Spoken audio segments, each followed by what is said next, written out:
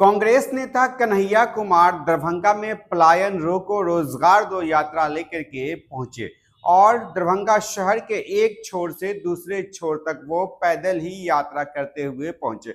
आपको बता दें, पंडा सराय से वो दरभंगा दिल्ली मोड़ तक पहुंचे। लेकिन अब विपक्षों जो सत्तारूढ़ दल है उनके नेताओं की प्रतिक्रिया आने लगी है। सत्तारूढ़ दल के नेताओं ने कन्हैया कुमार की ये दरभंगा में हुई यात्राओं पर कहा कि कन्हैया कुमार की यात्राओं में उस प्रकार का भीड़ नहीं था। वहीं कन्हैया कुमार के पिछले इतिहास पर आरोप लगाते हुए बीजेपी के जिला महासचिव अंकुर गुप्ता ने कहा कि कन्हैया कुमार वही शख्स है जो जेएनयू में भारत टुकड़े टुकड़े होंगे इंशाअल्लाह इंशाअल्लाह का नारा लगाते थे। वही उन्होंने कहा कि कन्हैया कुमार वही शख्स है जो शख्स कश्मीर में धारा 370 का विरोध करते थे। आज वह पलायन रोको रोजगार दो यात्रा लेकर के आ रहे हैं।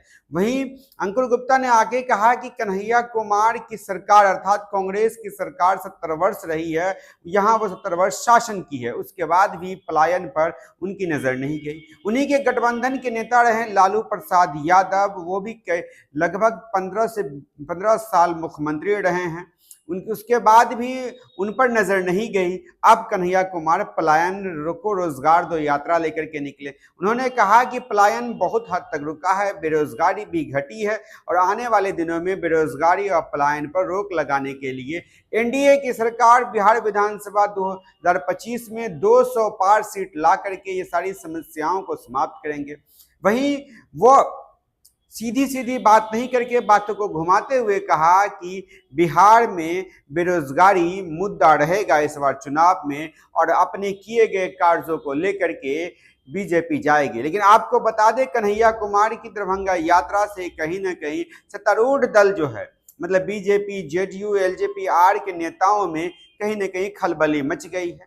नेताएं अब चिंतित भी हो रही है और दरभंगा के जमीन पर कन्हैया कुमार की यात्रा को लेकर के चर्चा भी तेज हो गई है। लोग कई प्रकार के कयास भी लगा रहे हैं। लेकिन बीजेपी के नेता ने क्या कुछ प्रतिक्रिया दिया वो भी आप सुने विस्तार से। देखिए, कन्हैया कुमार दरभंगा में आए थे, अब किस मकसद से आए थे ये तो वही जाने। आते आते उन्होंने बिहार में कह दिया है कि युवाओं की बात की, उन्होंने रोजगारी की बात की, उन्होंने पलायन की बात की।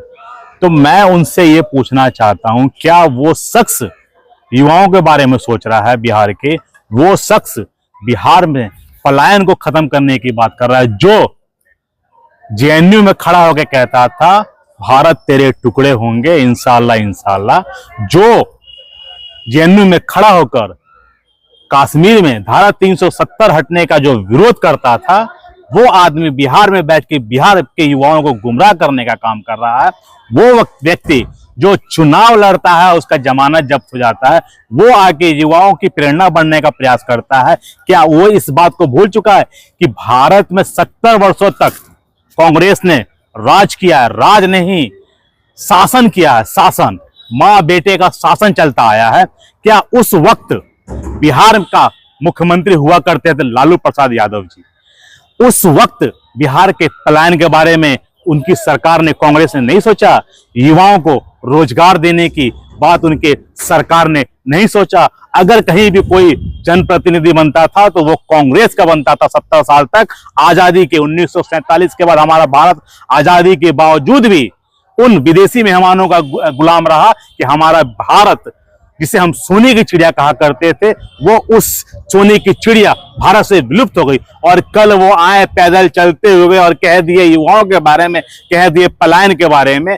इतनी हितैषी मत बनिए, पहले आप अपनी बातों का जवाब दीजिए। आप बिहार में आके बिहार को युवाओं को, बिहार के युवा उस चीज को भी आज के टाइम में याद कर रहे हैं कि लालू प्रसाद यादव जी का बेटा जो आते हैं बिहार में मंदिर में दर्शन करते हैं, जलाभिषेक करते हैं, तिलक लगाते हैं, फिर से क्या कहते हैं, हाथों में कलावा बांधते हैं, और जब ठीक उसके बाद जब वो नमाज पढ़ने के लिए जाते हैं तो वो चंदन को चाट जाते हैं, कलावा को काट जाते हैं और टोपी पहनकर इफ्तिखार माना जाते हैं। आप उनकी सरकार बनाने की बात हमारे बिहार में कर, हमारे मिथिला के युवाओं को दूसरी दिशा में मार्गदर्शन करने का काम कर नहीं। युवा जाग चुके हैं और हमारे बिहार का सवाल ये है कि क्या आपको समर्थन मिलता हुआ दरभंगा की सड़कों पर कन्हैया कुमार की इस यात्रा को मिला? दरभंगा में जो कन्हैया कुमार की जो यात्रा थी उसमें संख्या क्या थी, आप खुद उस चीज को देख सकते हैं कि उनके साथ लोग नहीं थे, और वो बिहार में मैसेज दे रहे हैं कि उनके साथ युवाओं का भीड़ रहा। ऐसा गलत अफवाह है, क्योंकि मीडिया ही इस बात को दर्शाती है कि उनके पद यात्रा में अभी राहुल गांधी करके गए थे पद यात्रा, अब कन्हैया कुमार कर रहे हैं। संख्या की तो कोई बात नहीं। राहुल गांधी की पद यात्रा के बाद आपका जो 400 का नारा था वो फेल कर गया। कन्हैया कुमार की यात्रा के बाद क्या जो बिहार में 240 का आप लोग नारा दे रहे हैं वो फेल करेगा?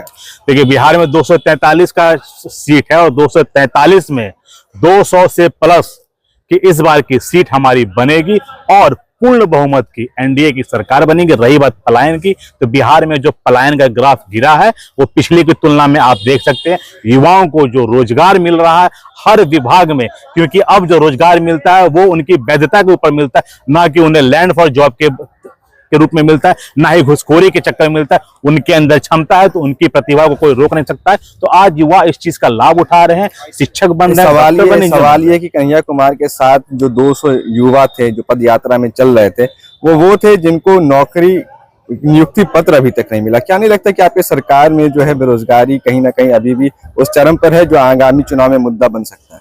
देखिए, बिहार की आप बात करेंगे तो चुनाव की बात, अगर बिहार में विकास की रेखा बढ़ी है तो वो एनडीए सरकार में बढ़ी, और युवाओं को जो रोजगार मिला है आज हर एक युवा इस बात को मानता मिला है या नहीं मिला। बिहार में बेरोजगारी दर सबसे ज्यादा है या नहीं? बिहार में बेरोजगारी का जो ग्राफ है वो अभी के तुलना में बहुत कम है, और आने वाले सरकार में हम लोग उसे पूर्ण रूप से समाप्त करके युवाओं में जो आपकी नजर में बिहार में बेरोजगारी आगामी चुनाव में कोई मुद्दा है या नहीं? बिहार में आगामी चुनाव तो हम अपने किए गए कार्य के ऊपर चुनाव लड़ रहे हैं, युवाओं के रोजगार के ऊपर में चुनाव लड़ रहे हैं, बेहतर शिक्षा के ऊपर में चुनाव लड़ रहे हैं, बेहतर चिकित्सा के ऊपर में जो हम लोगों ने एनडीए सरकार ने जो काम किया उसको देखते हुए हम लोग इस बार का चुनाव लड़ेंगे। और इस बार को जो चुनाव होगा वो ऐतिहासिक होगा। 243 में 200 पार इस बार का हम लोग लेकर लक्ष्य चल रहे हैं, और इस बार 200 पार करके हम लोग एनडीए की पूर्ण बहुमत की सरकार बनाएंगे। धन्यवाद। थैंक यू फॉर वॉचिंग दर्पण 24 न्यूज। खबर को सबसे पहले पाने के लिए यूट्यूब पर देख रहे हैं तो सब्सक्राइब करें, फेसबुक पर देख रहे हैं तो फॉलो करें। कमेंट्स में अपनी राय या अपने आस पड़ोस में समस्या हमें बताएं। हमें सपोर्ट करने के लिए लाइक और शेयर अवश्य करें। धन्यवाद। थैंक यू फॉर वॉचिंग दर्पण 24 न्यूज। खबर को सबसे पहले पाने के लिए यूट्यूब पर देख रहे हैं तो सब्सक्राइब करें, फेसबुक पर देख रहे हैं तो फॉलो करें। कमेंट्स में अपनी राय या अपने आस पड़ोस में समस्या हमें बताएं। हमें सपोर्ट करने के लिए लाइक और शेयर अवश्य करें। धन्यवाद।